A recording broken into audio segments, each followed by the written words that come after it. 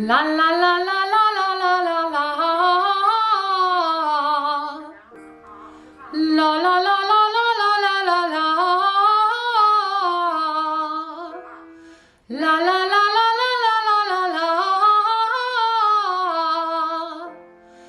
All right, so today I'm working on audiobook demos. Well, I'm gonna do one at a time, but I'm going to redo all of my audiobook demos. My audio engineer, Lenny B, hi Lenny, I'll put his link below. He made me a new preset for audiobooks and I love it and I think it sounds amazing.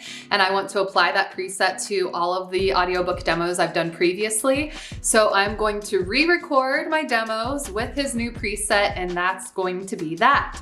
So I figured you might want to see some of the process and kind of see how I structure myself for that. I guess that's it. Let's do this. Okay.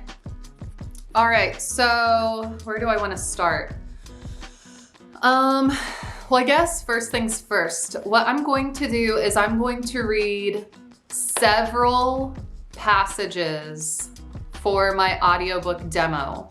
And I'm going to treat each passage from each book as its own demo in the process of how I'm going to create it and structure it. And then on the back end, I'm going to be able to pick chunks and pieces to put into a demo with multiple options or to have them separated by genre because you're gonna get asked for different types of demos as you're shopping your audiobook demos around. So today I'm going to be working on one passage from one book, and as I've said in a previous video, choose genres that you want to read audiobooks for and read passages from that genre. Okay, so I would love to do more children's books. So I'm going to read a passage from a children's book, and I picked Neil Gaiman. I love him. He's one of my favorite authors.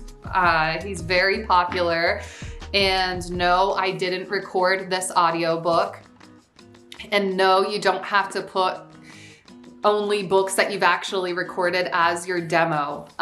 So I tend to look for writing that I just really love and enjoy, and then that lends so much easier to the voiceover and you can really showcase the things that you want to highlight. So for children's books, the element that I'm going to be focusing on that I want to highlight is my ability to do various characters and to get in the feeling of the tone for a children's book. Nobody wants to hear a children's book that sounds like it's coming from a nonfiction perspective, right? They want something to be fun and engaging and immersive. So I picked a book that lends beautifully for that, and my focus in delivery is going to be on that. Okay, so that being said, the next thing that I did was, I'm gonna have to find it again because like I said, I've recorded my demos previously and I'm just redoing them now. But what I did previously was I looked for a section of the book that's about 5 minutes long that can stand on its own. Something that's going to be immersive for the listener right away, and something that doesn't leave them wanting in delivery or context, something that makes them feel satisfied when they listen to it in full and it feels like a nice little snippet. So that's what I did initially whenever I found the passage, and I found a passage that showcased various voices in a very fun context. So now that I have my passage selected and I know what my focus is going to be with the passage, I'm gonna put that aside and I'm going to prepare myself to go record it.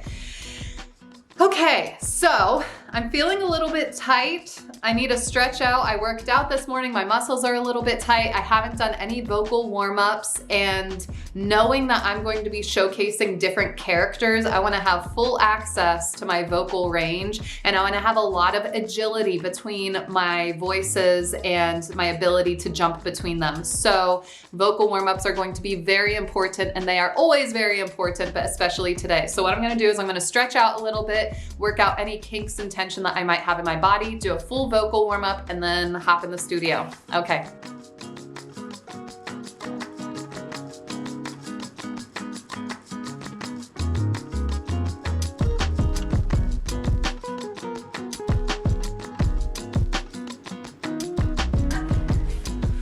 Bumblebee, bumblebee, bumblebee, bumblebee. Bumblebee, bumblebee, bumblebee, bumblebee, bumblebee. Ah, ah, ah.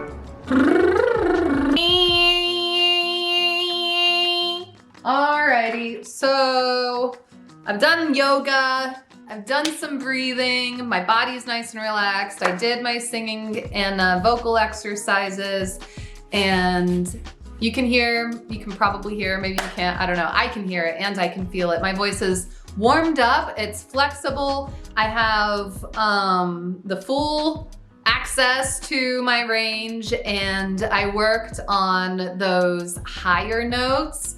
I did some like hey, and I'm looking for vibration in my cheekbones and my forehead, and I did some stretches in my soft palate to really be able to access those higher notes, because the characters that I'm working on, if memory serves me correctly, they're like these little goblins, and I went with some higher pitch tones, some nasally tones, and I'm gonna want access to that. So what I'm gonna do next is I'm gonna take some time and read through the passage that I picked out a few times, connect with the content, and maybe look for areas that I can make a little bit more special.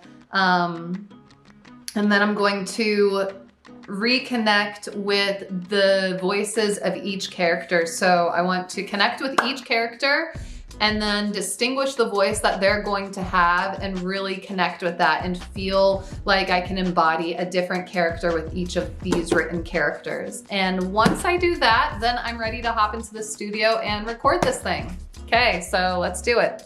All right, so I'm in the studio and I'm about to record the passage that I picked.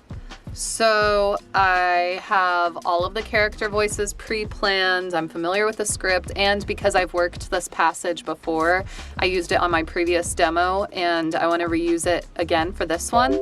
Then I'm very familiar with the material, and I have read the entire book, and I don't think I will ever do an audiobook demo without having read the entire book. Maybe that's just me, but I find it very important to have read the entire book. So, in this passage, there's 3 goblin type characters and a little boy. And like I said before, I want to focus on the characters and make this a fun read.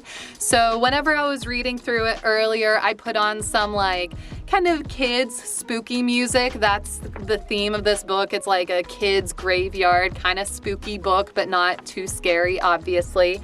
And I worked on making sure that the 3 goblin voices are distinguished from each other.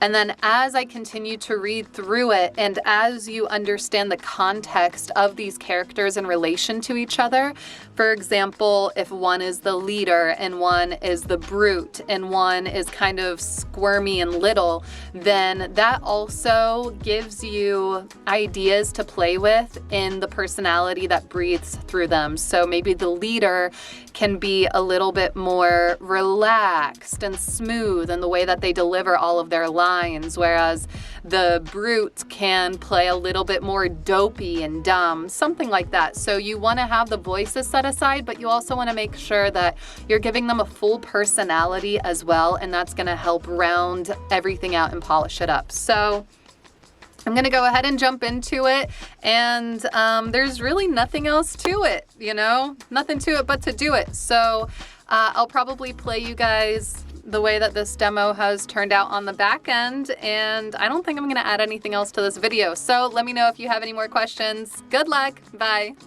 They were small, like full-sized people who had shrunk in the sun.